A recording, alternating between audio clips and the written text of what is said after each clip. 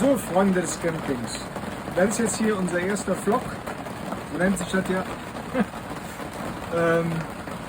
Der Grund, warum wir das aufnehmen, also zum einen für die Camping-Neulinge, ich zeige euch das mal. So, das passiert, wenn man keine Bodenwanne empfohlen. Nein, Finger weg von der Kamera. Das passiert, wenn man keine Vorzelt-Bodenwanne hat, die wir bis jetzt dachten, brauchen wir nicht. So, das ist eine. Der Hauptgrund dieses Vlogs ist, bevor wir uns den Cabanon geholt haben, wir haben den Cabanon Malawi 2.0 übrigens, ist das Ding nicht, ein Baumwollzelt. Was ist, wenn es hier richtig regnet? Stehst du dann hier im Regen und denkst, so scheiße, jetzt immer besser ein anderes Zelt mit schön PFD oder wie sich das nennt, oben drauf. Und dann haben wir gesucht.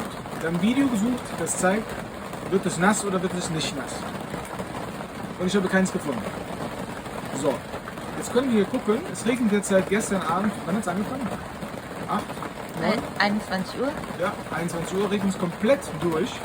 Habt ihr gesehen, hier unten bildet sich schon eine Pfütze, weil der Boden gesättigt ist.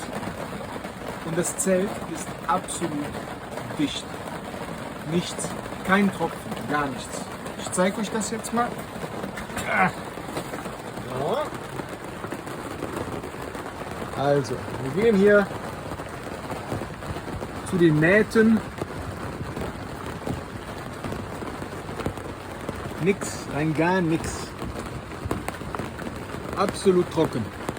Und es regnet wirklich seit Stunden unentwegt hier in Kroatien.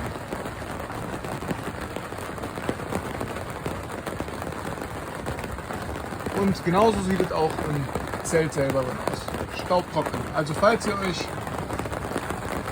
Gedanken darüber macht, ob ihr euch ein Baumwollzelt holen wollt und Bedenken habt, das Ding, ich weiß es nicht, ja, ein paar Tröpfchen wird das aushalten, aber so richtig Monsunregen nicht, doch hält es aus. Das Ding ist trocken. Könnt ihr kaufen. Doch.